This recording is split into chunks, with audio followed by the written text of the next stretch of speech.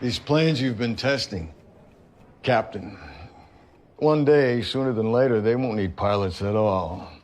Pilots that need to sleep, eat, take a piss. Pilots that disobey orders. All you did was buy some time for those men out there. The future is coming, and you're not in it. Escort this man off the base. Take him to his quarters. Wait with him while he packs his gear. I want him on the road to North Island within the hour. North Island, sir? Call came in with impeccable timing, right as I was driving here to ground your ass once and for all. It galls me to say it, but for reasons known only to the Almighty and your guardian angel, you've been called back to Top Gun. Sir? You are dismissed, Captain.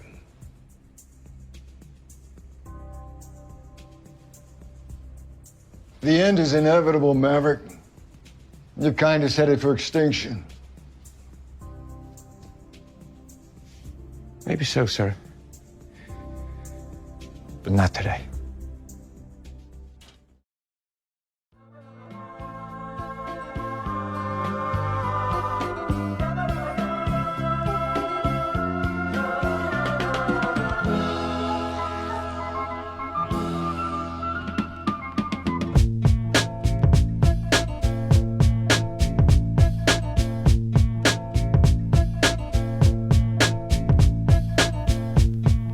Welcome back, everybody, to the Film Bros Podcast. My name is Isaiah Lucas, and I'm joined by my co-host, Nick.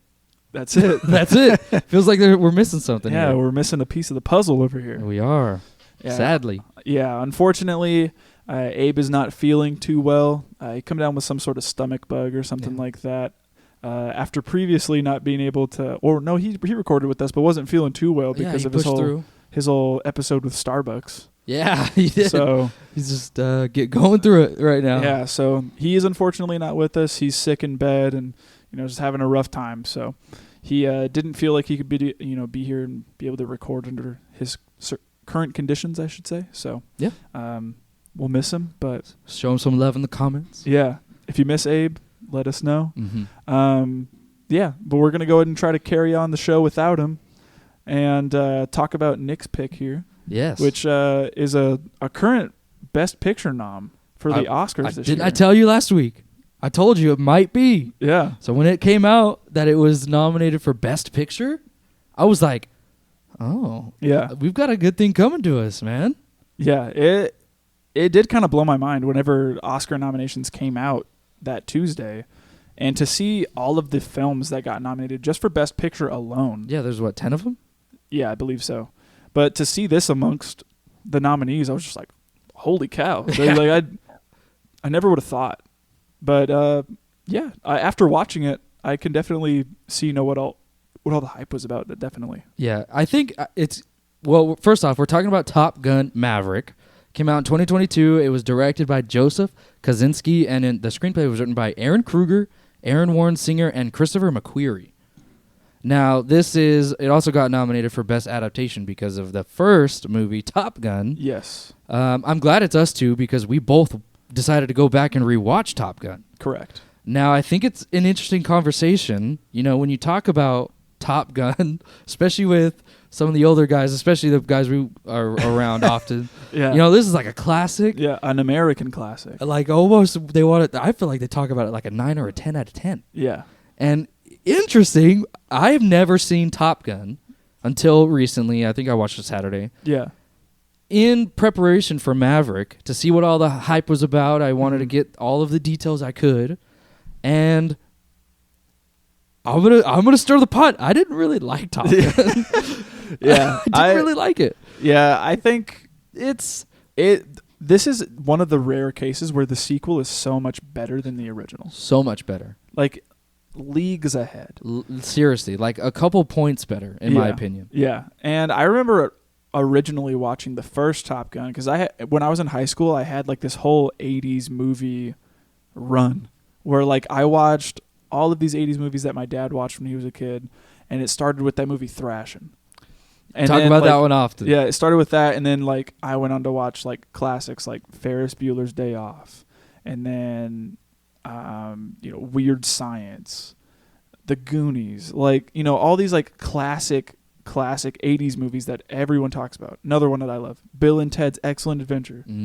A movie, I love that movie. Keanu Reeves? Is that one of his first roles? I think so.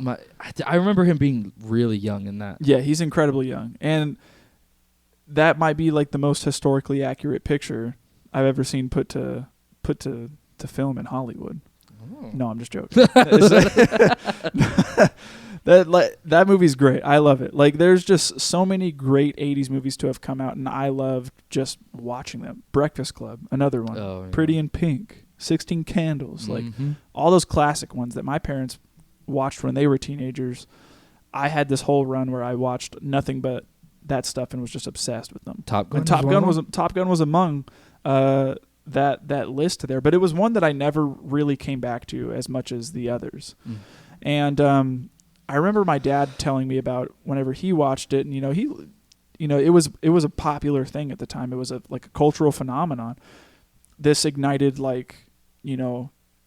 runs of people to either like go and sign up for the Navy because they wanted to be Maverick or Iceman, or people wanted to go get like aviator glasses and flight jackets and walk around school like thinking leather and all the patches. Yeah, they wanted to emulate everything that this movie had to offer them. And having rewatched the original Top Gun to go into Maverick, yeah, I can see that it's definitely an 80s movie where it's got that cheese quality. Absolute cheese. It's just grating it. Just all over it. A little stinky in Yeah. some parts, man. But it's kind of grown to that point where it's hard to kind of cut any slack, because if you mention it, everyone's like, but it's Top Gun. It's Top Gun. It's Top Gun. But at the same time, you can appreciate where an IP can get taken and elevated to the point where it in my opinion outshines the original by far. And the people that aren't willing to have that conversation are stuck in that nostalgia trap. It's not an exaggeration. It's by far better. Yeah. And that's not to say that I absolutely hated the first one. There was some great stuff that I loved. I even think they did a lot of practical stuff even back then. Oh yeah. In the jets and all that stuff that they still carry on. There's quite a bit of stuff I like, but there's also just some really major things about the movie that were so weak. Yeah. That were almost non-existent and so flimsy. I think about all the characters. I think about the relationship between him and Charlie. I'm there's a lot of stuff in the flight scene too where it's so discombobulating and there's not much direction. Yeah. There's a lot there that it really hindered my enjoyment of the film. I still acknowledge it as a classic, and I'm glad I watched it just because I liked getting to see how Maverick and Goose were pretty much boys. Yeah, they were boys together. Yeah. I mean, they were great. They were good friends. We get to see their somewhat relationship. Yeah. We get to see a little bit of Goose's family. Yeah. And a little bit of them being built up. And I think it fleshes out more of Maverick, and it gives us more character connection because we know them. We know what they've been through. We know what they've lost. And we know how that kind of plays into the relationships now, because Top Gun does affect Top Gun Maverick. Yes. It's the whole reason why there's character conflict there with him and Rooster. Correct. So I think it's necessary, but it wasn't necessarily my favorite. And I was worried because getting out of that movie, I was like, oh, crap. Is Maverick going to be the exact same? Yeah. If so, I'm not in it. I'm not going to have a good time. This is going to be a kind of a dreary episode to talk about it. And I was pleasantly surprised. Afterwards, we watched it with me and Lisa, and I was like, I freaking love that. Yeah. I had such a great time. Yeah. Everything that was wrong in the first one, I thought they fixed perfectly. Yeah.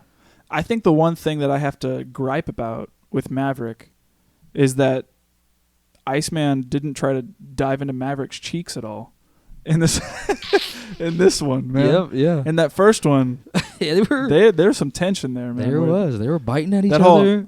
Bite. You can't tell me there's no tension there. Yeah, Something more than rivalry, man.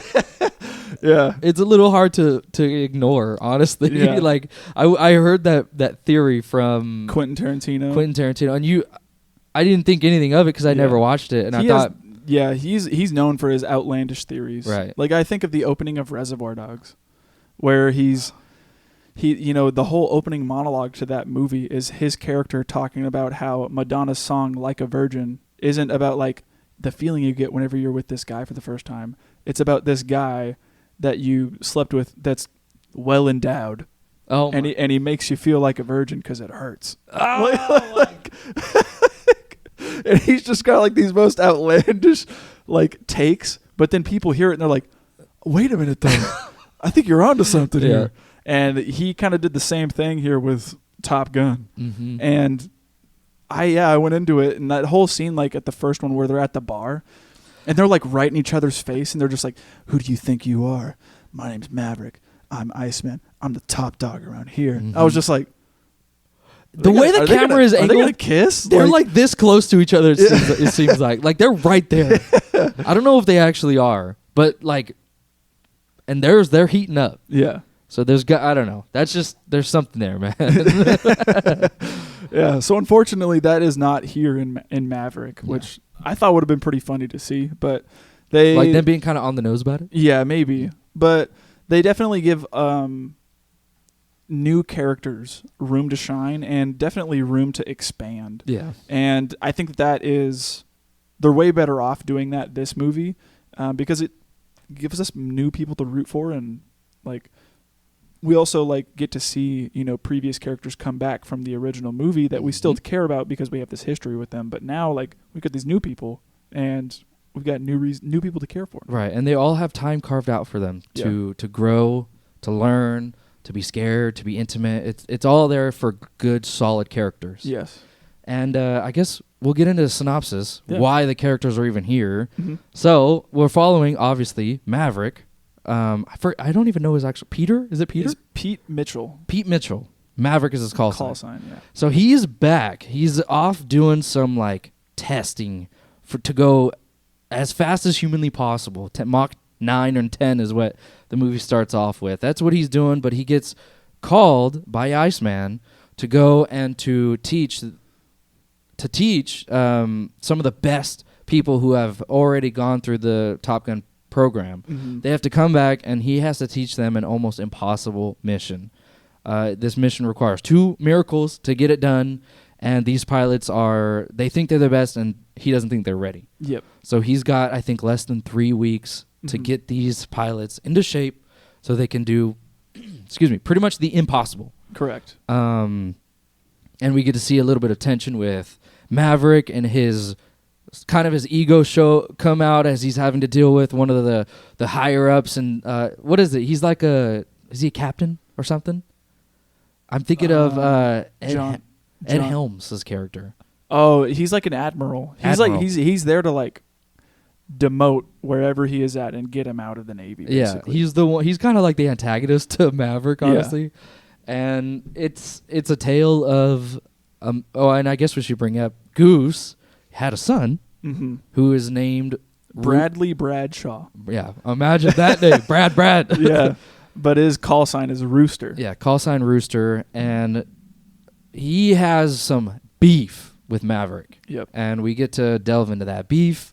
Not only him kind of being MIA with his father being gone, but also him kind of stepping in the way of his career a little bit. Yep.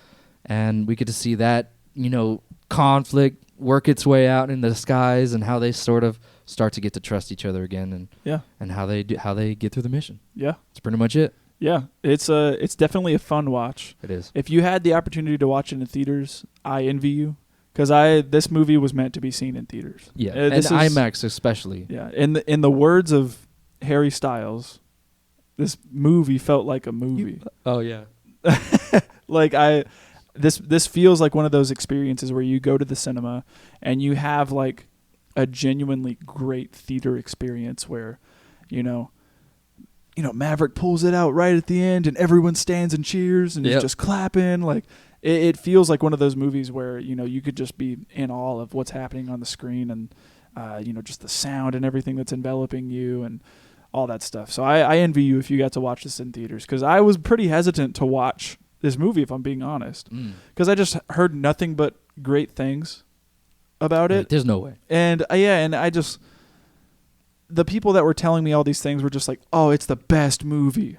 Like saying it was like, talking about it as if it's like one of the greatest films of all time. Of all time? Yeah, and I was just kind of like, there's no way. Top Gun? Really? Like, I'm going to put it on the back burner a little bit. And I have to say, I was very pleasantly surprised. I thought that this movie was going to be exactly like the first one, but it came in with its own identity, and it still has respect for where it came from, but takes on an entirely new story and, you know, does it so much better.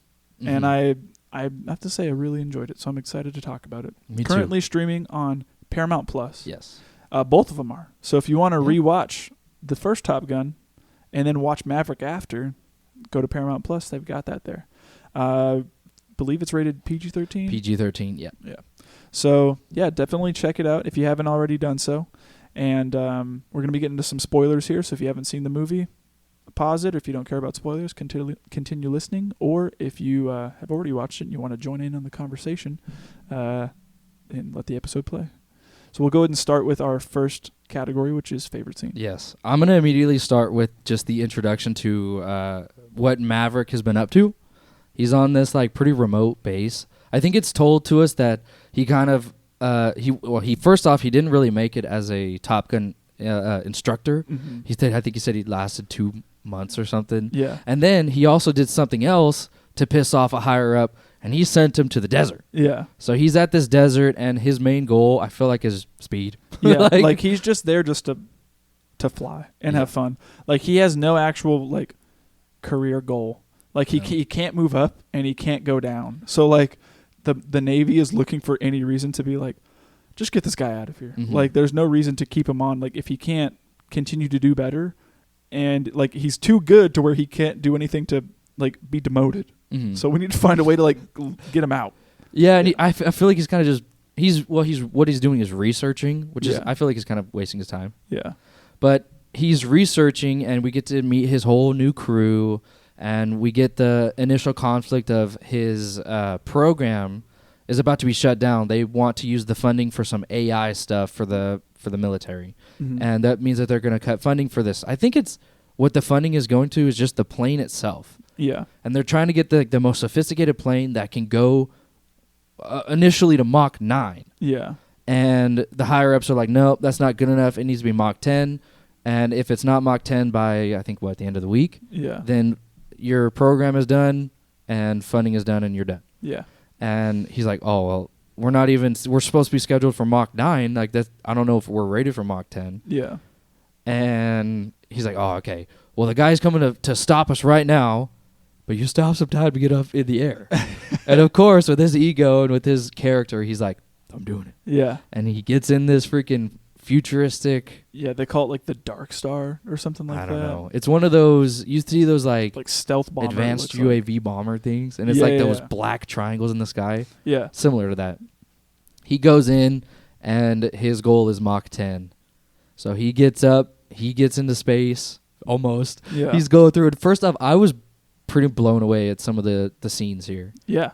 Like the shots are breathtaking. They are. And that's one of the things. Like it blew my mind to think about how this movie was done so practically. And I'm curious if this was one of the ones that was practical. Yeah, like it's crazy to think that they like for real like put cameras on these jets going like thousands of miles per hour just to get a couple of seconds of footage. Like that is the most like that like to me expresses somebody's love for cinema like to the 1000th degree. Yeah, they're Like dedicated. that you are willing to like, okay, we got to get this guy in an F-18 jet. We're going to attach a camera to the cockpit. We're going to have him like experience real G-force in real time. Yeah. like and all this stuff to make it as realistic as possible for a minute of footage. Like, it's insane to me. It's worth it. I feel that the camera in this scene, though, I feel like is like in a satellite with how far away it looks. Yeah. So I don't know what they did there, but he's going. One of the higher up commander guys in there, and he's like, I'm commanding you to land this thing. And of course, Mav's like, nah. Yeah. I'm going Mach 10. And he's going, and this scene, I'm telling you, is so tense. Yeah. Because Mach 10 is insane. We looked it up. I don't have the exact number. I deleted it. But it was in the 7,000 mile per hour range. Yeah. Above that. I can't, like when I'm driving my car and I've gotten to like where I've like maxed out my car. It's like 140 miles per hour. And even then I'm like, man, I'm going fast. I couldn't imagine doing like. Times that by 70. Exactly. Like to be flying through the air like at that speed. Yeah. And whatever it does to the human body too has got to be intense. Yeah. Mach 10. I was reading a thing. They were saying that they don't even think it's possible. Yeah. It's insane. It's not possible. It's necessary. Yes. And he's pushing it up, and everyone's biting their nails. You see the clock slowly ticking up. 9.1, 9.2, 9.3. I think he's got like a couple minutes or something to do it, right? Yeah. And you see that cockpit's getting all fired up. It's about to break, honestly. And he gets to that 10. Everyone's hype, and then Maverick is like, "That's not enough." Yeah. And he cranks it even more. Yeah. And he's pushing his luck even more. And he goes like to 10.1, 10.2. I think he gets all the way to 4 before 10.4? like before the thing is like, yo, Warning. like hull damage is imminent. Mhm. You need to get out of here. Like Straight up breaks. Yeah. Everything breaks and he ejects. yeah. And that was a surprise to me because I didn't think he would push it that hard. Yeah. I imagine that ship cost millions. Oh yeah. And now it's Definitely. just freaking paperweight now. Yeah. But he lands in this like random town out of nowhere. He goes in dressed like an astronaut, gets a cup of water, and he's like, "Where am I?" Yeah. And that little kid is all Earth. Yeah. Yeah. It's I don't know. It's just such a good way to reintroduce us to a character we've known and loved for 30 odd years. You Yeah. know, especially for the people who watched it when it came out. Yeah. He's still got that same charm. Mhm. He's still got that same brash, a very aggressive attitude where he's gonna fight against the rules imposed on him and he's gonna break it. Yeah. And he's just doing it for the love of flying. Yeah. That was one of the things I actually really enjoyed about that opening sequence is that, they show Maverick in this positive light that like, he's the best, right? But I like whenever he is up in the air, he's going to Mach 10, he hits it, everyone celebrates. They're like, yeah, we did it. And he has that moment where he's kind of like, he lets his ego get to him. Oh, yeah. And he's like, I can do more. Mm-hmm. And that's one of the things that I thought was low-key so annoying about Maverick in the first movie is that like he's just so cocky and arrogant in the first film, and like he never goes it feels like he never goes through any opposition to where he like ever needs to prove himself. He's just always like, I'm that guy immediately. Mm-hmm. And with this one, like obviously there's been a ton of time that has passed, 30 plus years. Mm-hmm. And I think they say he's like 60. Or I think someone did the math and he's around in his 60s. that's insane to be flying that fast at that age. Yeah, seriously. But yeah, so like a ton of time has passed. Obviously his character is not the same as he used to be whenever he was young. But it goes to show that like there's still that little piece of him that's there where he's like, but that ego is still there and I still think I can do more. Even whenever I've already done what was asked of me. Mm-hmm. And I like that the movie, continues to chip away at that and goes to show like, I am, I still have that in me, but that's not really who I am anymore. And, here's why. Let me show you. Mm-hmm. And I really appreciated this scene too. I have to say too, I loved that shot of whenever, I think his name is Admiral Kane, Ed Helms' character. Sure. Whenever he's like pulling up to the check-in, and when he's pulling up to the little check-in thing, that ship is getting ready to take off, the aircraft that Maverick is in, and it's flying off, and he gets out of the car and like is standing there, And it has this sick shot of him just taking off, and you see like just the power of this jet and the force. Like, take this fence out, this little shack where this check-in station, the roof like comes up off of it and fly, like, you know, now it's sitting awkward. You see all this dust come up and the car shake and everything, and it's just, there's no way to show that kind of thing through CGI. And whenever I saw it, I was just like, that really happened. Like that, some guy really stood there and took that. Like that. Took that, yeah, the like, wind and all the dust. That's crazy. And I love this whole opening sequence. It really draws you in from, you know, the first couple of minutes and gets you hooked. Yeah, I can only imagine the happiness of like all the people who loved Top Gun Maverick when it first came out, to see the same character not kind of get like altered in a way that they can't recognize, but still the same character, slightly different, slightly older, but still that same like, I'm fighting against the government, you know. Yeah. Still has that same little fight in him that he is recognized for him from the first one. Yeah. So I wish that I could have been part of that group and being like, yeah, like I want to know how hyped people were to see just this intro scene. Yeah. Which it would be cool to hear more about, like people who genuinely loved both films. Yeah. Definitely. And how, you know, real accurate they stuck to it. Yeah. My next favorite scene after that one is a little bit of a ways into the movie, but it is whenever Maverick takes the job to be the instructor for these Top Gun graduates again, and he gets tasked with trying to teach them how to fly their F-18 jets in a way where they need to be able to complete this mission. And the mission essentially is that this undescribed country, undescribed enemy, we don't know who it is. It's just the enemy. Yeah.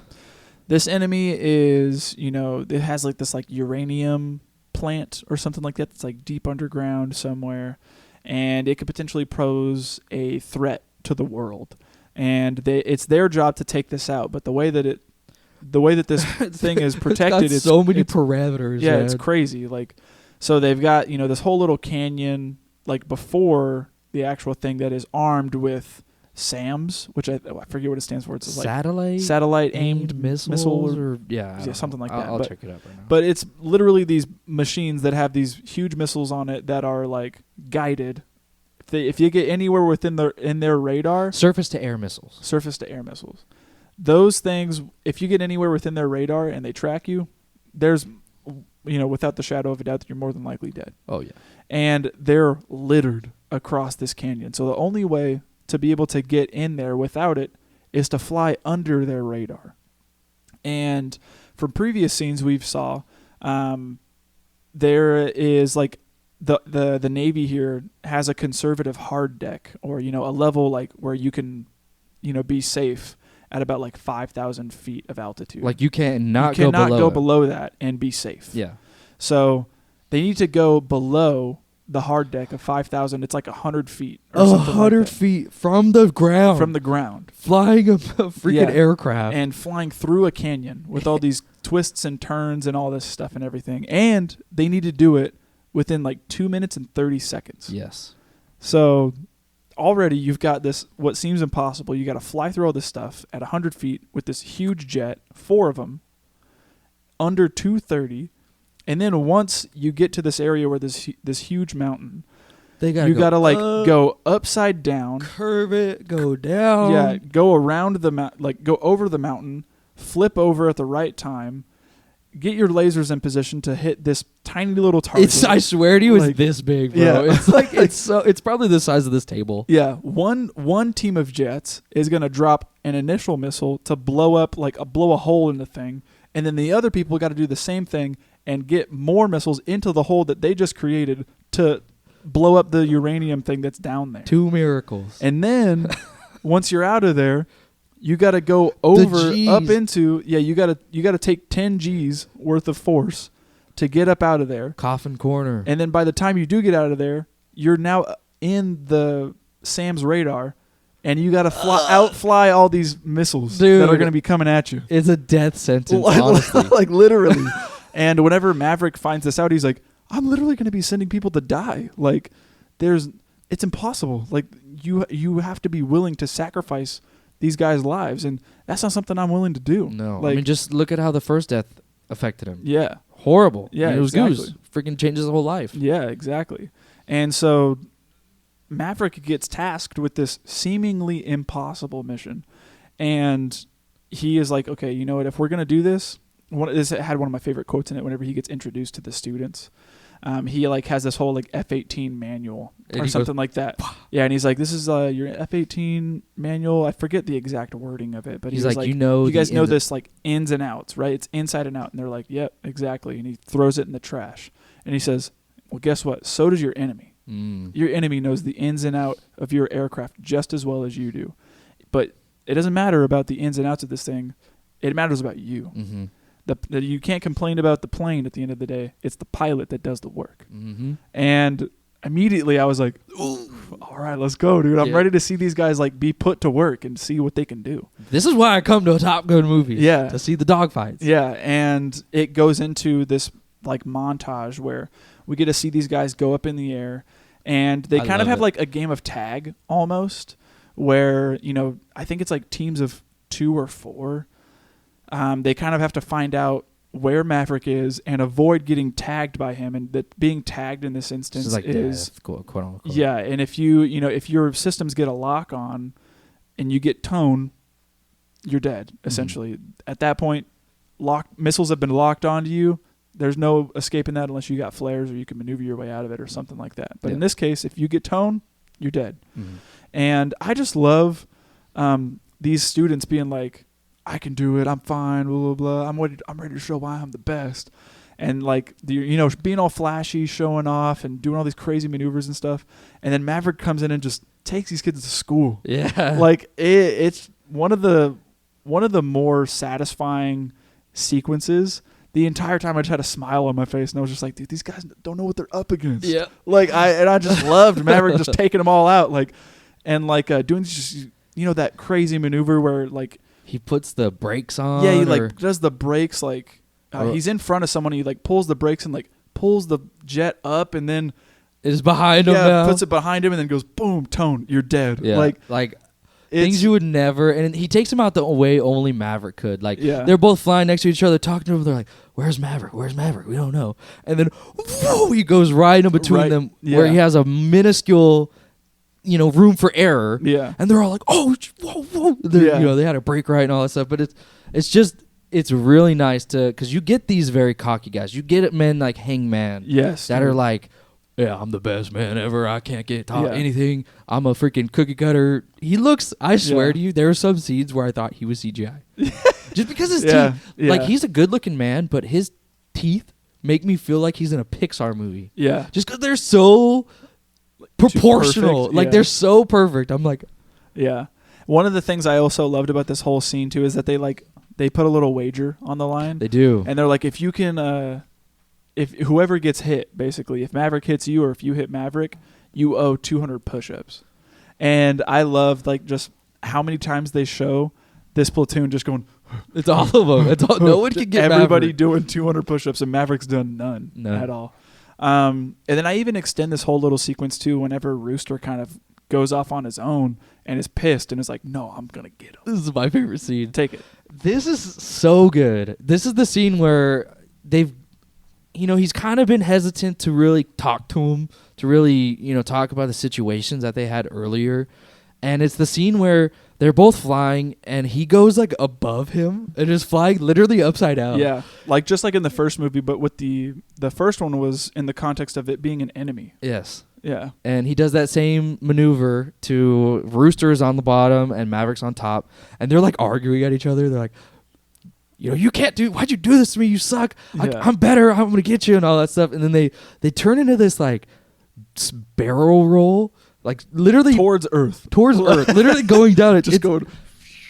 It is breathtaking. Yeah, it was wild. Whenever I saw like they were getting to like 200 feet of altitude, 100 feet of Poop in altitude, your pants. I was like, they're gonna die, dude. They're literally gonna just crash into the ground. Yeah, it was breathtaking. I was on the edge of my seat, like holding my breath. Yeah. I really liked how they decided to bring up their character beef in the sky. Yeah. I feel like that's kind of, their natural habitat up there, Yeah, at least for Mav. And it feels like the natural place for them to handle it. Right. Like, if you got beef with me, like, outfly me, and I really appreciated that they took the time to, like, have this sequence where Rooster can voice his frustrations and, get all of it out in the open and try to show him that he's good too. Right. Well, not even that. It's not only are they airing out their beef, but he's really trying to see what he's made of and if he's truly ready for the mission, because they break a hard cap, which obviously is kind of a callback to the first one because they do the same thing. Yeah. But they get to a position where if he just did it and didn't think, Rooster I'm talking about, if he really went in for the shot and didn't do, and he would have got him. Yeah. But he hesitates and he misses the shot and ends up dying for it. But it's a learning moment. It's a moment to test what they're willing to go through, what the mission is calling them to. Yeah. Put aside all of their personal beef to complete the mission. Yeah. I think is another aspect of this practice is what he's trying to get. I think he says, today we're gonna test you on what you know, but we're really trying to get to the bottom of what you can do. Or I forget the quote. I butchered it, but this is why I like this so much. Yeah, I think it even leads us to the first introduction of the the long running quote throughout the movie where Maverick continues to tell Rooster, "Don't think, just do," and like that gets brought up until the end of the film, and like it's super satisfying whenever we finally get to see Rooster just take something and do it, and have the outcome that he wants at the end. Yeah, I really enjoyed this scene. Yeah. Again, it's like these little bits of tension that are keeping me completely and totally engaged. Yeah. While also fleshing out the characters. I think that is the one thing that truly kept me involved, was seeing these characters not only, weave their inner beef with each other, but also like still it's following the plot. Yeah. Like they don't like it's not like, okay, now we're focusing on here. Now we're focusing on here. It's more of like all of this is happening together. Yeah. And they're having to work through it all as a team. Yes. And that's why we get some strong characters here. Yeah, definitely. I really get involved in a lot of the characters. I mean, there's so many call signs to remember, but Hangman's the one that really sticks out. Yeah. There's Phoenix Bob, and Bob, Coyote. Yeah. There's a bunch of them that really truly get fleshed out here. Yeah. And I appreciate that. Yeah, me too. My next favorite scene after that one is the blue team practice run. And this is the practice run. Is that when they get the simulation thing? Yes. Okay, this is my next one too. Yeah, and I have to say this entire scene is just wildly intense. So they get the opportunity to, test run the simulation as to like the flight path that they need to take, and they are now doing it at an altitude of like 100 feet, similar to where, they're going to be flying. They got to hit the right turns at the right speed and all that stuff and do it all under 2 minutes and 30 seconds. And this whole practice run is just insanely intense and like just action. Like if you could like squeeze action like into like a bottle and sell it, this would be the scene to do it. And the end scene. Oh yeah, like, for sure. It's just so ripe with everything that's going on. But I just love this whole practice run that they're going on, because they are I forget exactly how it happens, but the blue team is having a rough time communicating, and they're doing a lot of things where it's costing them time in certain instances, and they're like having to restart because like, oh, you made a turn at a wrong time. You smashed into the side of a canyon. You're dead. And that's pretty powerful too, because they go through the simulation, and they'll make like a mistake. They'll go above the required height, like they'll go maybe a few meters above it, and then boom, Guess dead. what? Sam's just targeted you. Boom, you're dead. And then it'll cut to where they're in the class, and he goes, "Why did you die?" And then he goes, "No.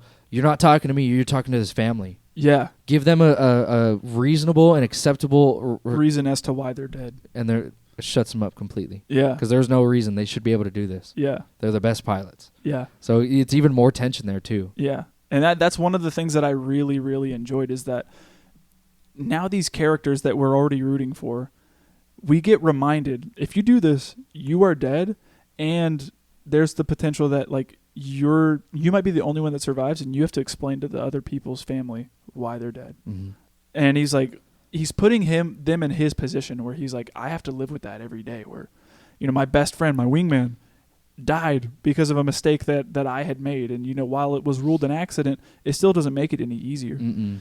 So you got to be able to run this thing in the allotted amount of time perfectly. So we need to get this down, figure it out.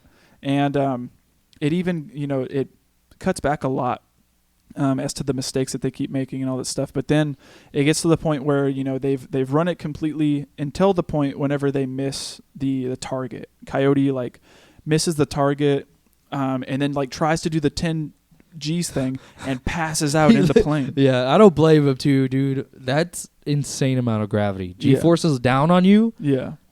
I couldn't imagine. Like the first, like I'd get to probably 5 G's and be like, yeah, he makes it like all the way up. Yeah. I think about like the G's you experience on like a roller coaster, and Yeah. like how many people pass out on roller coaster because of just the force that you're feeling whenever you're going down. I wonder. It probably isn't. It's probably nothing in the bucket Right. compared to the type of G force that you feel in a jet. But seeing him like pass out, and then like knowing that he's by himself, he can't do anything. He can't eject because he is unconscious. He also has his wingman and like other rest of his team watching him just spiral out of the sky. Right. Like it feels hopeless in the situation. And then I think the thing that wakes him up is like somebody locks tone on him. I think no, Mav. He says, "I'm going for him," Yeah. and he gets tone on him, and he's like, Yeah. wake up, Wake up." Coyote, wake up." Yeah. And he finally wakes up and pulls that thing at the last second. You and think he's gonna die. Yeah, barely makes it. And then even I think Phoenix and Bob, Yep. they get in a situation where they got to eject. Their plane freaking crashes. That's the thing that I love about this film, because you think that it's gonna follow the same like steps as the first one. Yeah. And it somewhat does, but in a very interesting twist, because you get to see them. They make it through that insanely tense situation where in the first one they would have ejected and something would have happened. Yeah. And you're like, okay, whew, I'm taking a breath. Bird swarm! Like Yeah. now there's birds, and now their engines are out, and now they're like, he's like, no, you can't do this. If you do that, it's gonna blow. And obviously they don't know, they're novices, and they do it, and now they're the ones spinning out. Yeah. Now they're the ones that are compromised, and now they have to eject. Yeah. And it was a really nice little twist, because you feel like you're like, okay, we're all safe and good, and then the next second everything's up in the air. Yeah. Similar to the first one. Yeah. Except no one dies, Yeah. thankfully. Yeah. An incredibly stressful scene, Mm-hmm. but also one that I just loved, that, you know, they're able to just continue to grip you and hook you and continue to show you like how impossible this mission feels. Yes, and I'm glad you brought up impossible. I feel like throughout these tests, it truly is impossible. Nobody can do it. Like, the only person to make it to the actual site was Rooster, and he did it like 2 or 3 minutes over the time. Yeah. So when he gets there, they already have the most high advanced The enemies. fifth generation fighters. They're there to intercept and to kill you. You'll never outrun them in a plane that you're in. Yeah. So although he made it, not fast enough. It's literally impossible to these people. They're the best of the best, and it's impossible. No one can do it. Yeah. Which leads me to my favorite scene. Me too. This scene is great. He goes back. He would go through a little bit more training montages. They're playing football on the beach. Yeah. They're becoming a team. They're really doing it. And then he gets the news that he's basically done. He's out. He's out. The other guy's going to take over, and that's all there is to it. Admiral, I forget his name. It's John Hamm. John Hamm. Yes. Yeah. He's a classic, Yeah. right? One of the things I really love about this scene too is that he brings up that like all you've done whenever you're teaching these people is tell them how impossible it is and that it can't be done. Oh. And this gets Maverick the idea to be like, all right, I'll show you. I'm going to do it. I'm going to show you. And I'm going to shave 30 minutes off the time. Or 15 seconds off the time, sorry. He does that in 2:15? Yeah, he's like, you're supposed to do it in 2:30. I'm going to do it in 2:15. And dude, let me tell you, when I had the cheesiest grin on my face when because he's not supposed to be up there. He stole a plane to be up there. He's supposed to be grounded. He does it anyways. He has his whole team backing him up, obviously. And he's going through it, and you see the motions he's doing. He's going insanely fast, having to deal with all those G's to turn. And he's, you see his head following the thing, which we learned last episode, which is sick. And he's going through it, shaving time, and he gets up, hits the target, he pulls the G's, and he's able to do it with I don't even know what it's right at 2:15. Yeah. So he's able to prove to not only the person who grounded him, but the people watching. Yeah, that it is possible. It is possible. You just need to be the best. You need to be the best. Yeah. It is possible. You can do it. Yeah. And it gives him that hope and that spark to really, this is the mission. This is what we have to do, and it can be done. Yeah. This is the hope we have now. And it was insanely tense. And I love especially when he gets grounded and he comes and talks to the guy, and the guy's like, look, you freaking did it. Yeah, he's like, you made a fool of me. And either I dishonorably discharge you for stealing a multi-million-dollar plane, or I make you team leader and risk my career. You've proven that you're the only one that can do this. Yeah. And that you need a team in order to lead them to be able to do the mission. So prove me wrong. Yeah, he's like, you really proved me wrong, and I can't. You're a great flyer. I can't even deny that. You did it. I don't know what else to say. Yeah. And he ends up being team leader. Yeah. And he gets to choose his what do they call him, Foxtrot or something like that. Yeah. He gets to choose his wingman and then the other two people to back him up. Yeah. So he chooses Phoenix and Bob, and then Rooster as his wingman. Yeah. Rooster. I don't even know the other dude's name. That's with Rooster. No, Rooster's by himself in his own jet, and then is it Coyote? Is the one in front? Oh yeah, of him? Coyote and Payback are in, and then Phoenix and Bob are in two separate planes. Okay, and then it's Maverick and Rooster on their own. So 4 of them in total. But wow, yeah, this goes into my last favorite scene, which is the mission. That whole 30 minutes action sequence. I put the actual mission was insane. Yeah, I loved it from start to finish. Start to finish, for sure. It is incredibly intense. From the moment it starts, when they're launching off the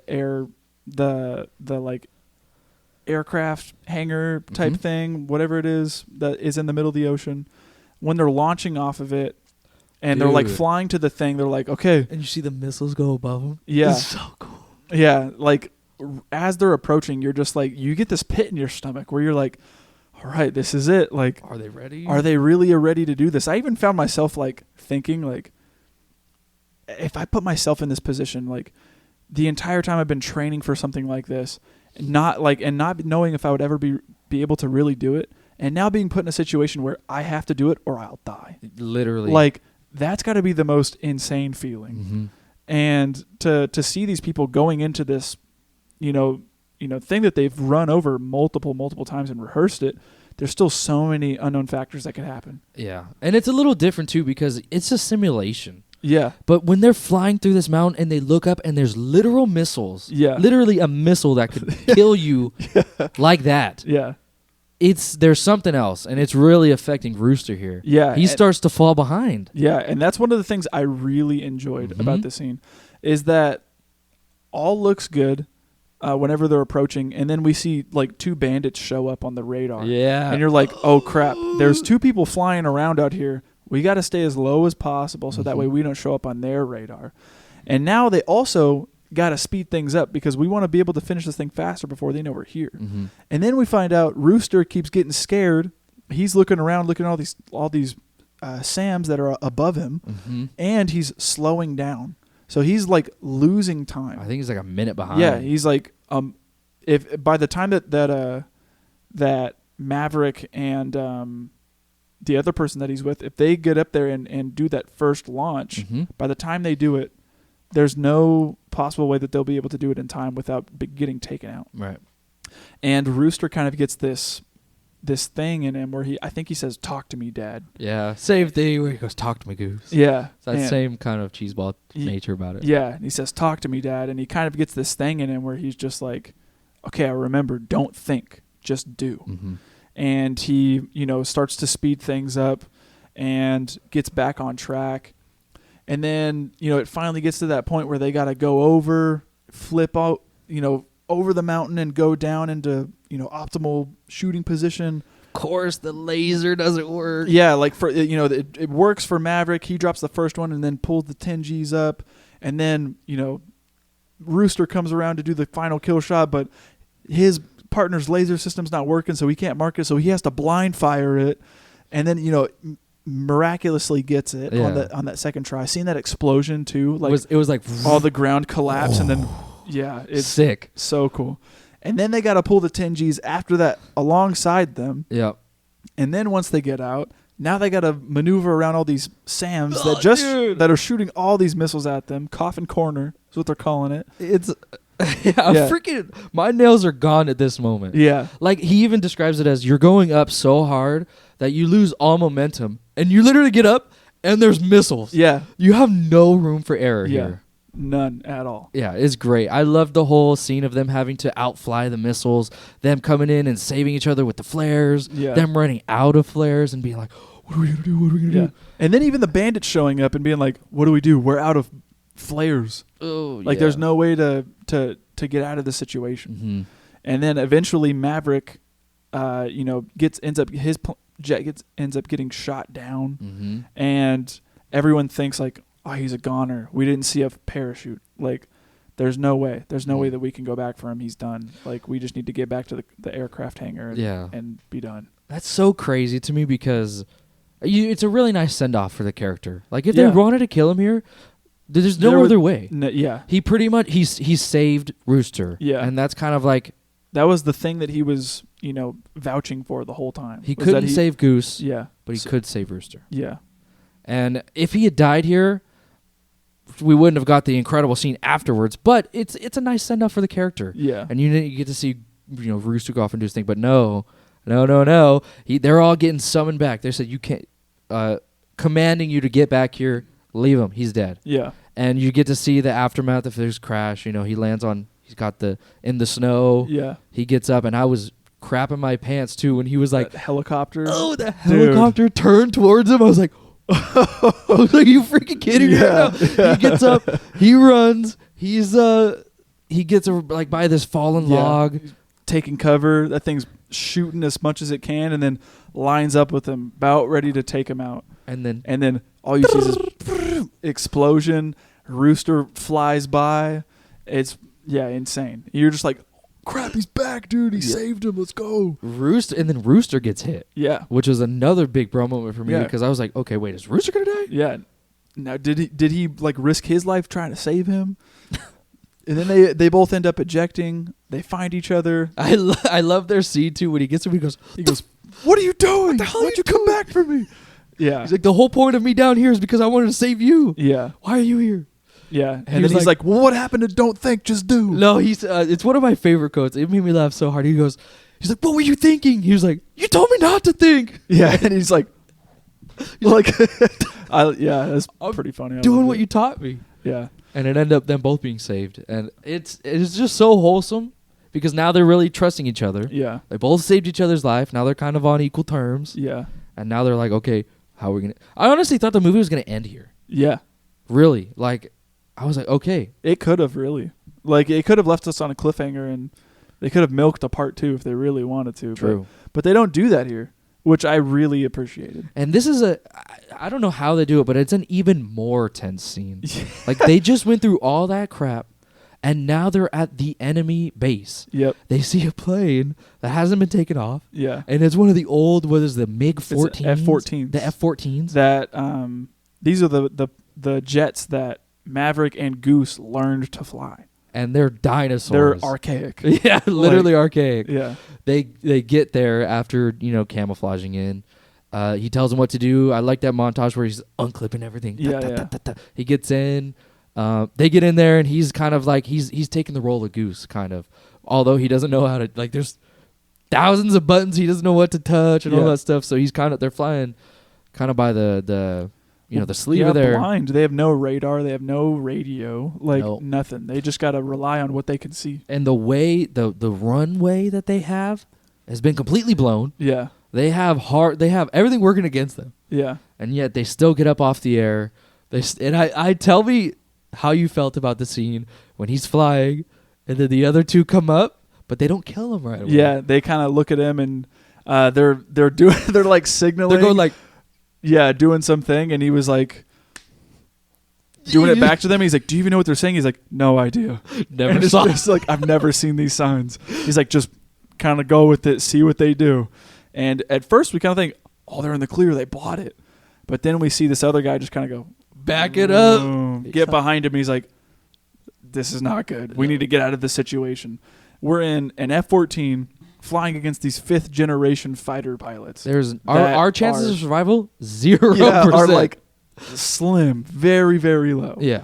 And then, they start doing this whole dogfight, breaking left, breaking right, doing all these crazy maneuvers. I think eventually running out of missiles and running out of the flares that jet was equipped with. Yeah, and then seeing the ammo count go down for the machine gun. Yeah, So tense. it's good. It's good. This is incredible writing here. Like the way that you are able to okay, first off, runway's short. They get it off miraculously. It wasn't enough. The landing gear that they had got taken out. True. So now landing gear's gone. There's no way to get the plane down safely. Mm-hmm. And then they meet these people, enemies. They think maybe they got them. Turns out, no. Now they got to dogfight them. They run out of all their ammo. They run out of any way possible that they could potentially try to defend themselves. Yeah. And then who comes in to save them? Hangman. The guy that's been character arc. Yeah, he's been waiting the whole time. And, he's been this cocky guy the whole time, kind of the same way Maverick was. Yeah, exactly. And he gets put on the sidelines for this mission and kind of gets put on reserve should anyone ever need him. And he does his own thing and flies against direct orders and saves Maverick and freaking Rooster. Yep. And, eventually lets them come home because of his, act of bravery. Yeah, it was because he didn't let his wingman down. Yeah. He didn't leave his wingman. Yeah. Which is a little bit of part of his character arc there. It's just good. Yeah. It's and then so it even good. gets to the point too where whenever they go to land, now it's how do we land this thing? We have no front landing gear. No. And we also don't have a tail thing to catch on the little thing. So you're gonna have to bring out this huge net and set that thing up to where we can fly into it, and hopefully it will stop us before we go off into the water. Dude, everything's working against him, like I said. Yeah. I wanted to get your thoughts on how the 5th gen fighter was displayed or shown to us. Because I was really freaking impressed. Yeah, there's it scenes is. where they're dodging and back and forth of each other, and then you see the plane it turns, and I don't know the physics behind it, but the top of it is white. Yeah. I don't know. Well, how would you describe that? I don't even know how to explain it. I was just thinking of that maneuver it does where it looks like it almost peels out in the air. Yeah. It stops and the nose doesn't move at all, but the butt goes and takes off. And I was Yeah. like, how are they even supposed to compete with that? Yes. Well, there's scenes too where they go back and forth, and in the F-14 that they're in, it would take them years to do a big old turn. Yeah. But you see this thing go, and it freaking turns, and they're Yeah. like, he's already on it. Yeah. He's already there. How are we gonna outrun this? Yeah. And it gets to the scene too where he's like, dude, there's nothing we could do. I'm gonna get altitude, and you're gonna eject. Yeah. There's nothing we can do. Yeah. Literally, we're down to the line, and he tries to eject just like Goose did. Yeah. And But he's this having time, issues. This time, yeah, he's having issues, and it doesn't work. And that's when Hangman comes in. But man, Yeah. I just think everything about this scene is it's Yeah. like icing on the cake. Yeah, You it already is. get the tension of all the scenes prior, and Yeah. then now you're getting now they're in the same plane, and they are pretty much Reenacting their roles. seriously from the first movie in a completely unfavorable situation, and yet they still pull it out. Yeah. And it's just great. It's great directing, great writing, and it's great tension. Yeah. Even the ending, the actual ending made me tear up just a little bit. It did. Whenever Miles, his Miles Teller's character, Rooster, comes out, and, Maverick and him get to share this moment where they're like, I'm proud of you. I'm so happy, that we made this. It's so exciting. And I think Maverick asks him, why did you come back for me? And Rooster says, because my dad would have. And I was just like, I'm tearing up. Yeah. This is so wholesome. Yep. Oh my gosh. And yeah, it's great. When they get out of their plane and everyone's like, yeah, I felt like I should be doing the same. Yeah. In the first movie, I was like, oh, okay, whatever. They made it cool. But Yeah. in this one, I'm like, let's go. Yeah. Like, yes, they made it. Yeah. I actually felt invested. Yeah. And that's, I think, just what all movies should aspire to. Yeah. It was just great. Yeah.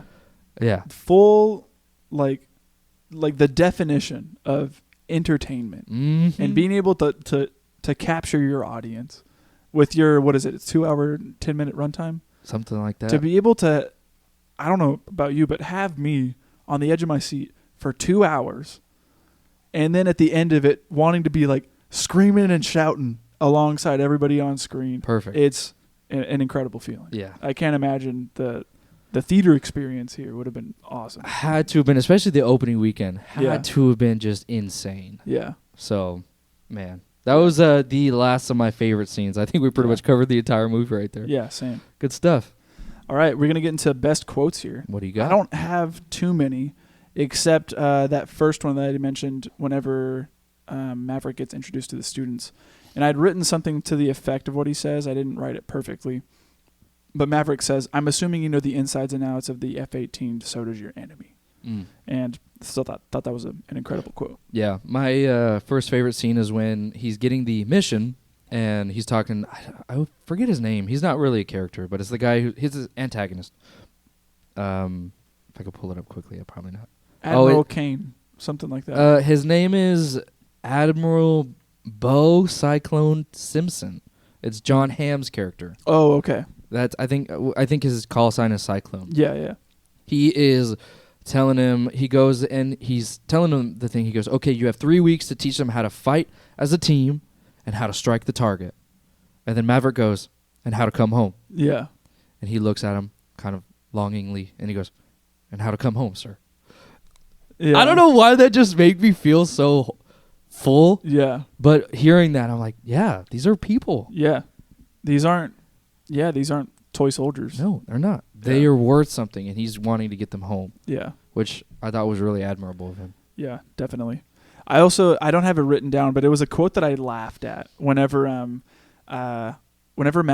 Maverick and Rooster are going below the hard deck, and he's getting grilled in this scene, and John Hamm was like, "You went below the hard deck of like 100 feet. You're not supposed to exceed 5,000 or something like that." And he's like, anything that you do after here like needs to be like written out and like in a report, and you need to come by and like run it by me every single day. And he's like, "Will do, sir."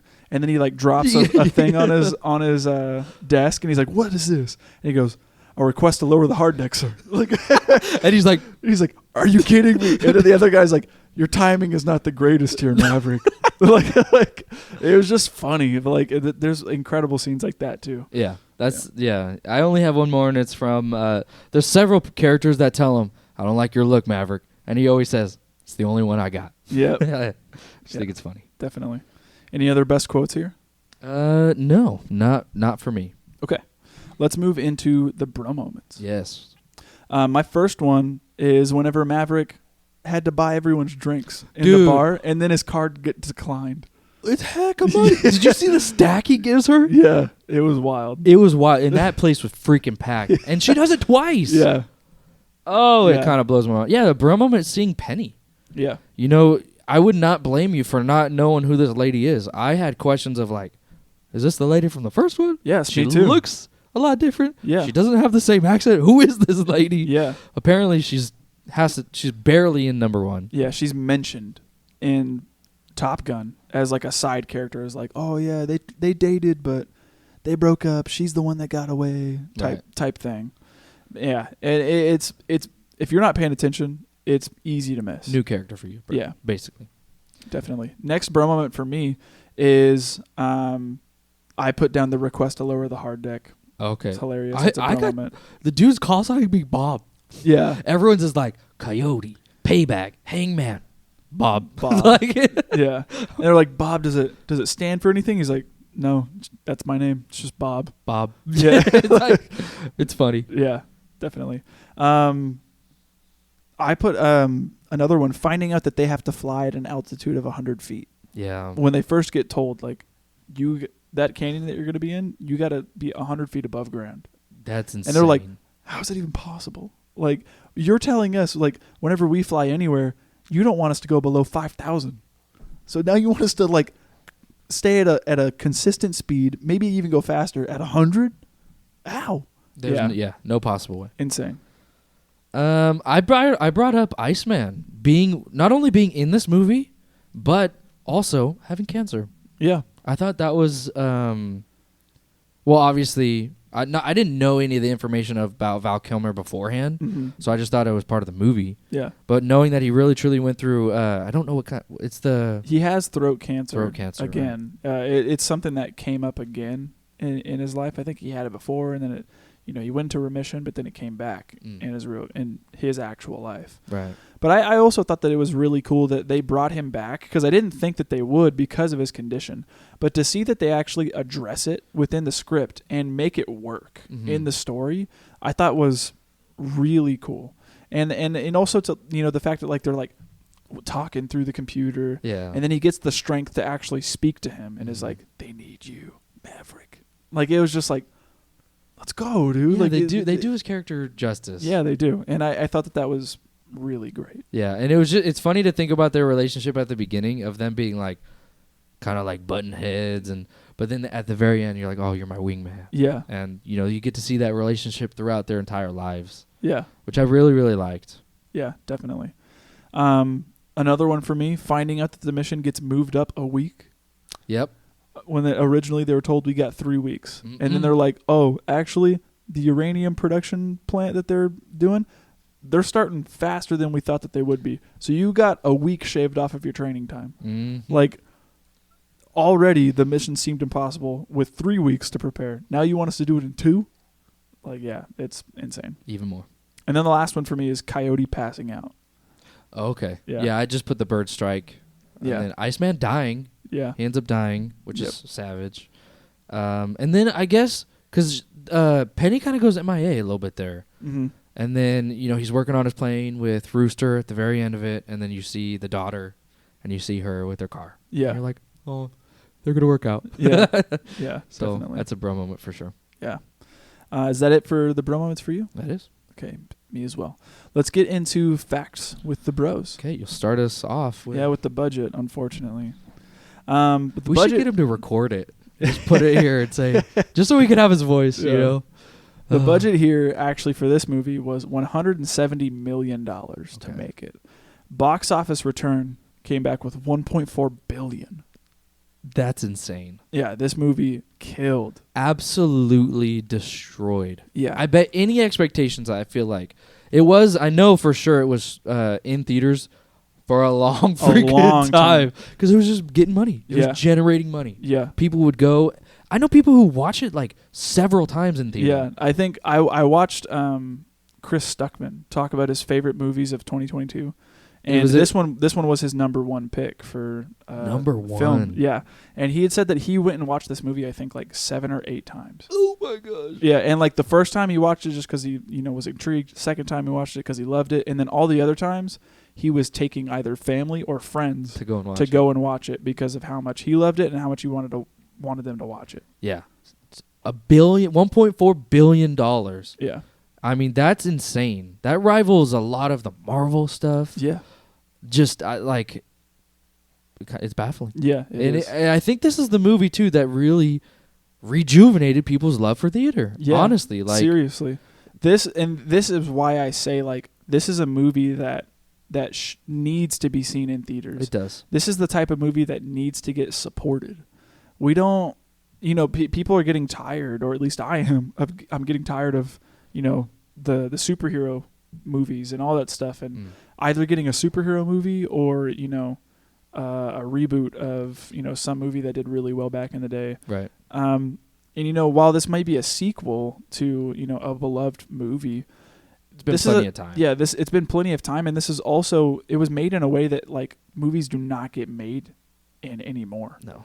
Like, I've got a couple facts here in regards to Tom Cruise's just insistence on the minimal use of green screen and CGI, and like how practical he wanted this movie to be, just like the original one was. Oh yeah. Going into that, a lot of the close-up cockpit shots and everything were taken during real in-flight sequences. And that, the CGI aerial shots that exist in the film, while they are minimal, most of it is all done practically and in camera. Mm-hmm. This meant that much of the cast had to undergo extensive G-force training sessions to withstand the physical demands of G-force pressures during flight, which is crazy to think about. That, like, imagine you go and tell someone like, "Oh yeah, I got this role for a movie. I'm gonna go, film," and then they're like, "Okay, we got to do a couple things to prepare you for the role." And they put you in like G-force simulators where you could potentially just be passing out at any given moment. Yeah, go on with your fact too about them having to freaking vomit. Yeah, there was insane. another one that, and according to Miles Teller, 3 of the 6 new actors would throw up every day of filming in the jets. As soon as they'd get out, just vom everywhere. Yeah, I don't blame them. I'm not good with spinning stuff or any G's. My stomach is like, all right, yeah, I'm done. Yeah, I'd be the same way. That's insane. I have some casting what ifs, and in a really interesting way, the casting was chosen for Rooster. So Miles Teller obviously was cast as a role. He beat out Nicholas Hoult, which, if you don't know, he plays in the newer X-Men as the Beast. Or the dude in The Menu. Yeah. The freaking horrible boyfriend in The Menu. I like him. He is cool. And Glenn Powell, who ends up being Hangman. Mm-hmm. He to choose between the 3, he flew all of them out to his house to see if they had any chemistry with each other. Mm. And he ended up choosing oh my gosh, why am I? But Miles Teller, obviously. And from that, he liked Glenn Powell so much that he decided to make a bigger role for him, and that's how Hangman was born. Yeah.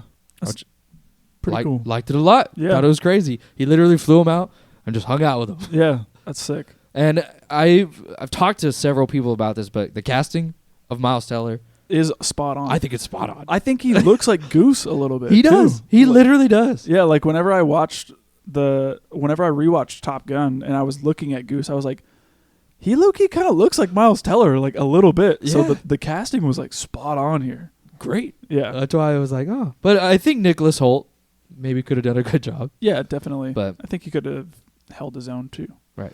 Another one here. We talked about this movie getting Oscar nominated, but it's not only nominated just for Best Picture. This movie has 6 current Oscar nominations.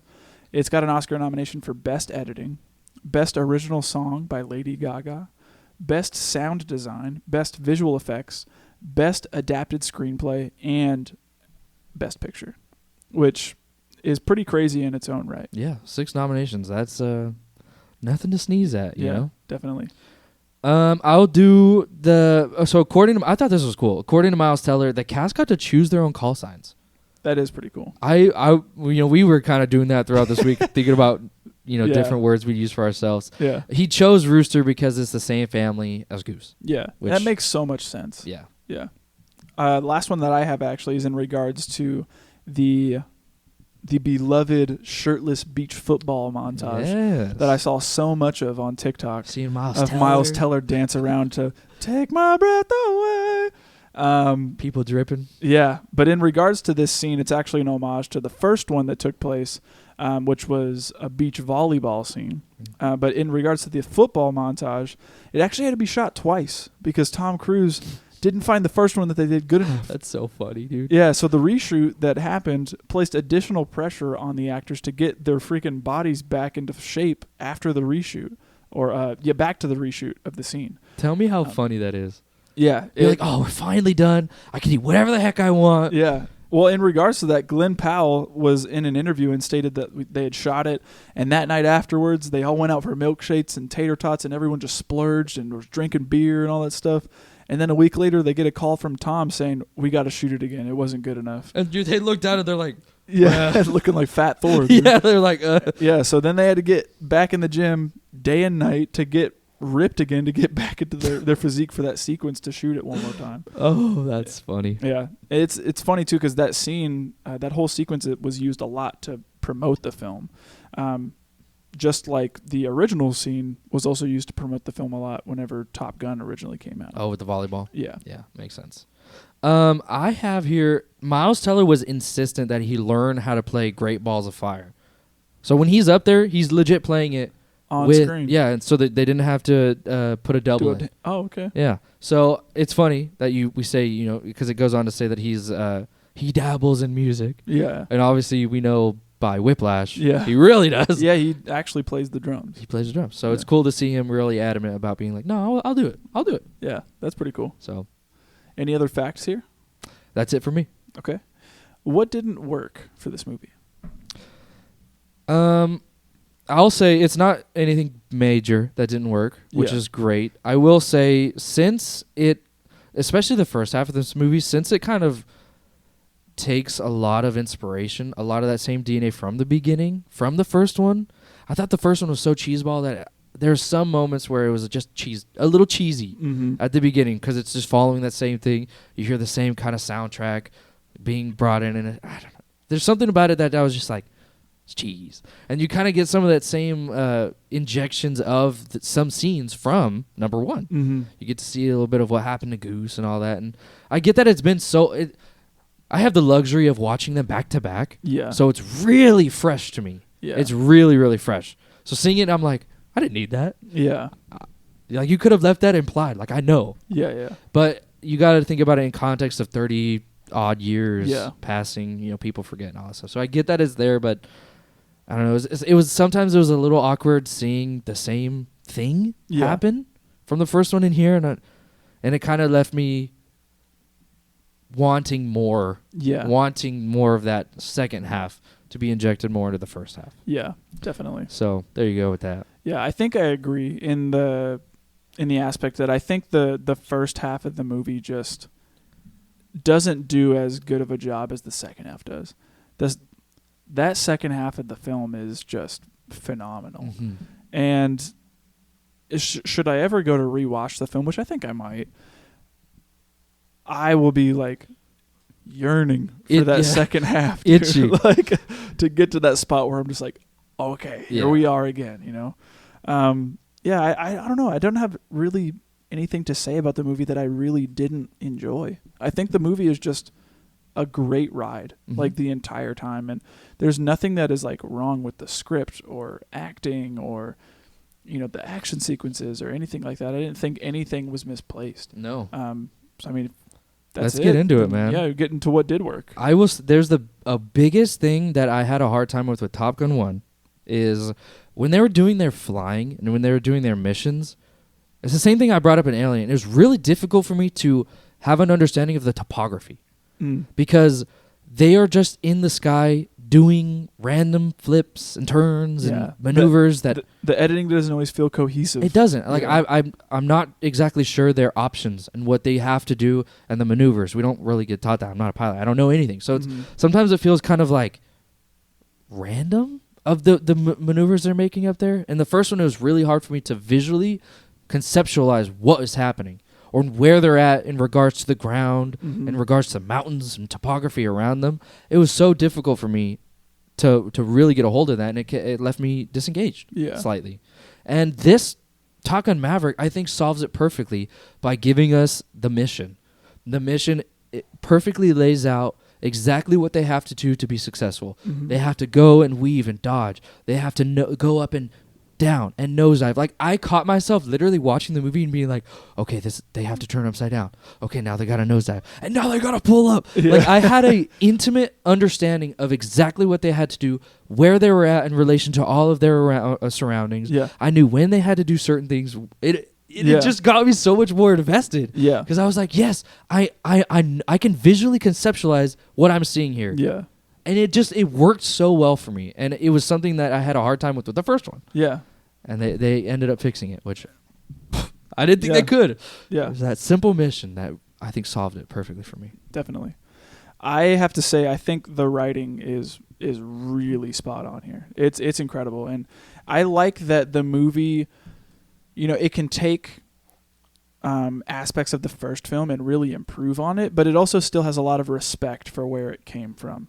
And I like that it's able to, kind of look back in a sense of like, okay, let's take a lot of the aspects of this first film that everybody loved, but let's give this film its own identity. And I think that they do that. They walk that line really well because there's a lot of movies I can think of or talk about where, they make a movie 20 years later and it just feels like they kind of put things in to be like, oh, you remember that? Nostalgia bait. Yeah, and it feels disingenuous whenever it happens. But with this movie, they kind of like takes a lot of the same beats and paths that the first movie takes, but they do it in their own way, and it makes it feel familiar, but still there's something there that is like a little unknown that you want to figure out, and I think that just comes down to the writing there. I really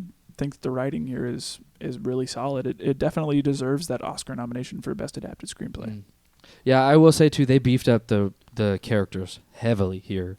I really got invested into a lot of the new pilots. Yeah, I really liked seeing Phoenix and her guy Bob. Yeah, I liked seeing the tension between Hangman, although it's Rooster, somewhat similar. It's still got that same nice banter between them. I just thought that they were built up so well. They had their space to really develop as characters in their own unique ways. Yeah, and that's something that I think the first movie really fell short on. Yeah.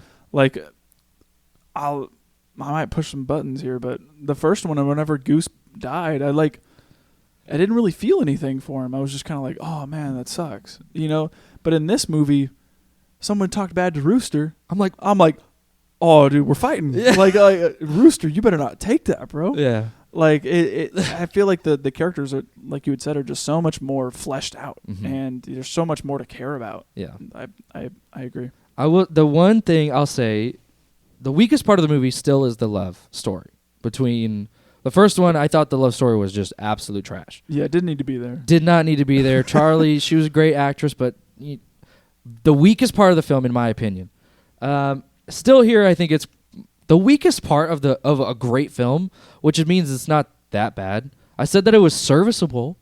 I like that it's kind of, she serves as like an acknowledgement that he is getting older and that he does need to settle. Yeah. He is finally finding that place where he's happy where he's at. He's found the person that will challenge him in ways that he, needs, because he's that kind of guy that's always rambunctious and all that. And she fits the bill there, and she's also like stable and tells him like he's getting old. He literally is like, I think he's 60 here, and she serves as that like anchor point to where he's like, I'm not gonna leave you again. Yeah, I'm becoming stable. I'm sitting down. Yeah, and I liked her for that reason there. Definitely. Another thing that I really enjoyed about the movie is just the cinematography. Oh yeah, it's freaking great, breathtaking. Like, the coloring in this movie is gorgeous. I love the aspect ratios that are used whenever we're in dogfights, and like, this movie goes to like full screen, so we get to see anything and everything that's happening in that moment with these dogfights that are happening. And then whenever it gets real serious and back to the the drama of everything, shrinks back down into that widescreen aspect ratio. Some of like just the technical feats here, and how they got cameras into the cockpits of these jets and flew these like 6K full frame IMAX certified cameras in these jets is just crazy to think about. And it left me in awe looking at all the shots and just being like, man, how did they actually do that? That's insane to think about. And I think that also leads into just how good practical effects are, and like how you can just get no better than doing the real thing. It doesn't compare whenever CGI is involved. No, there's a certain authenticity that can't be, or it's very hard to be replicated. Yeah, I don't want to say can't be, because there's probably, I think that kind of like maybe hits on a little theme here in the movie too, because throughout the film, Tom Cruise's character, he keeps getting told like a machine will be doing your job soon. Yeah, that's true. And Tom Cruise's character is like, maybe so, but won't be able to do it as good as me, right?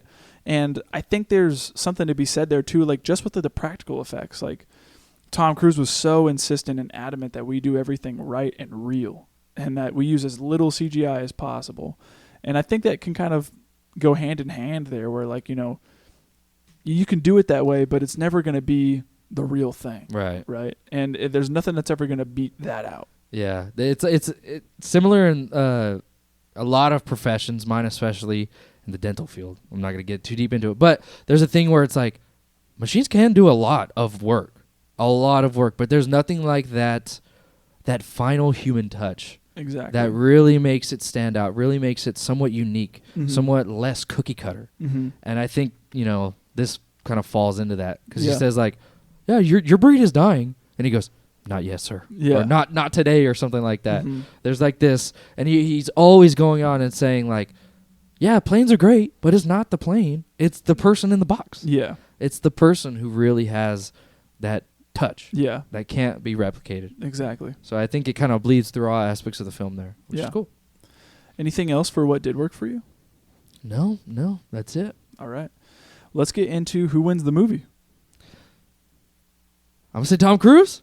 Yeah, I was saying Tom or Miles. You think Miles? Yeah, I think Tom definitely wins it, but Miles deserves a nod, I think. Yeah, he did great. Yeah. He did great. Any themes here? No, I think there's an interesting thing of grief, and they talk about in both movies, they say you got to let go. Yeah. And it's really letting go of the grief. Yeah. While also remembering who they were. Yeah. And I think that's important because, you get to a part in your whatever you're going through where, like, I think about it we just watched The Last of Us. Yeah. Oh, no, is it in The Last of Us? Maybe it was a different movie where they talk about, like, oh, no, it's in The Shrinking. I watched the first episode. Did you? He goes in there and says, like, yeah, I think about my wife and it hurts. I can't wait for the day where I can think about her and not feel that way. Yeah. And it's the same way where I feel like Maverick is with thinking about Goose. Yeah. He has to let go of that guilt, but not forget who Goose was. Exactly. He always says, talk to me, Goose, talk to me. Yeah. So there's something there about guilt, Yeah, which I definitely. appreciate.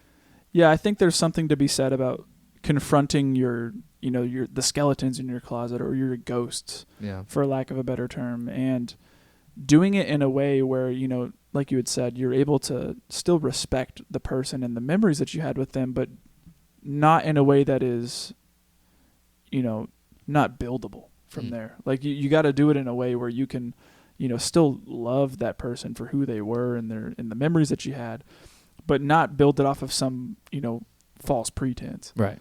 I think that's a pretty good theme here for this one. Okay. What are we rating this bad boy? I'm going to give this one, I think, an 8. I think I'm piggybacking off you as well. An 8. Okay, good. Yeah, I gave the first one maybe like a 5. Mm-hmm. I maybe could be convinced to a 6, but I do think this one's a solid 8. You might even convince me to a 9. Honestly, like it's pretty solid there's for an what it argument is. for it. Yeah. Pretty solid for what it is. Yeah, definitely. I agree. Okay. If you haven't checked it out, go do so. That is the end of the episode here for Top Gun Maverick. Yes. And again, if at any point this movie gets a reissue or something like that in theaters, I'm gonna be in line.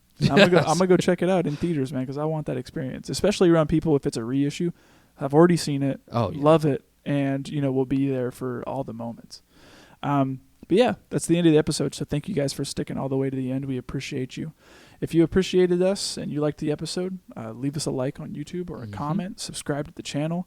And if you're listening on the audio platforms, rate and review the show there. And let us know what you're liking, what you're not liking, how we can make the show better. If you're wanting to contact us through some other form other than those two, tap into the episode description and look at all the methods of contact that we have there. We got our Instagram, Letterboxd accounts, and email address.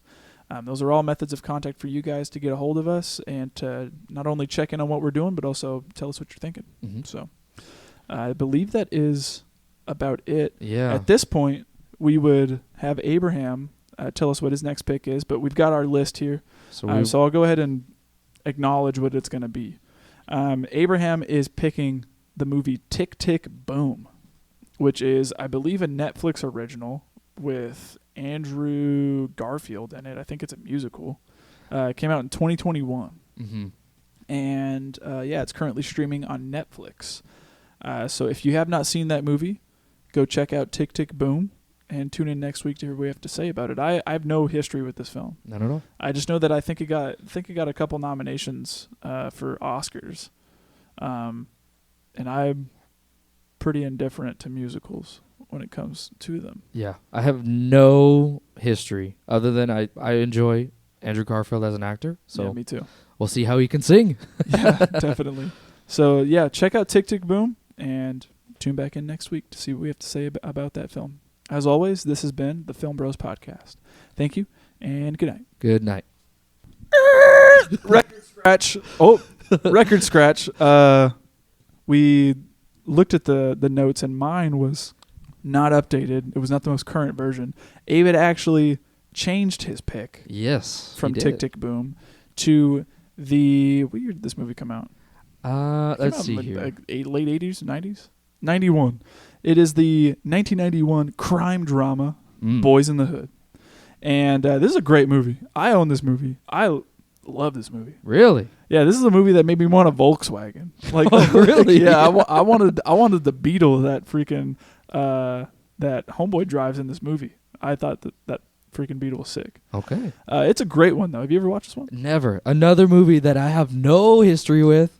I'm looking here. It's got Ice Cube. Yep. Ice Cube, Cuba Lawrence Gooding Jr. Fishburne. Yep. It's great. And I think it's set somewhere in central Los Angeles or south central Los Angeles. Yes. So it's somewhat close to us. Yes.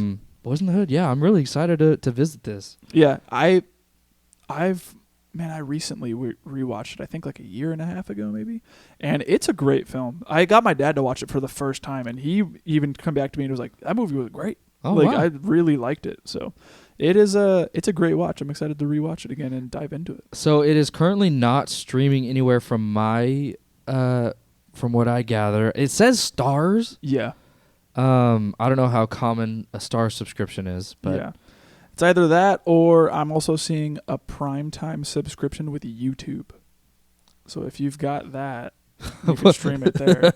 I don't know. I have it physically, so if you guys want to borrow it, you can always do so. I also have, because of my physical copy, I also have it digitally. So if you want to borrow the physical, you can do that. I would recommend picking up a copy of this movie. Oh, yeah. It's important. And this movie was also incredibly culturally relevant. Ooh, Like- another one of those, huh? Yeah, this movie, man, I can't tell you how many people were like, I want to dress like Doughboy, like afterwards, or being like, man, I want to party like they do in Boys in the Hood. Like that seems sick. Boo, all this other stuff. It's a great movie, and it's a movie about like the cycle of violence, just that we get as a people, like not only just of the world, but specifically in America, that people here just get caught up in, like just this endless cycle of violence that never seems to stop, and it presents us with ideas as to how we could potentially try to stop it, or why we even do this in the first place. It's really good, and it also harkens back to, I think, the film Stand By Me a lot. Oh, interesting. With the kids? Yeah, What? I think it takes a lot of inspiration from that film, but presents that film in such a darker light, and I think it really does all the better there. So I'm excited to rewatch. All right, cool. Yeah. People are going to show up next week and be like, where's Tick Tick What Boom happened? at? I thought we were doing a musical, Yeah. not a crime drama. Nope. We're switching it up on you. See, technology fails us. It's the humans. Yeah. We should write this down. Exactly. Oh, So, man. again, tune in next week to hear what we have to say about Boys in the Hood. And now for real this time, as always, this has been the Film Bros Podcast. Thank you and good night. Good night.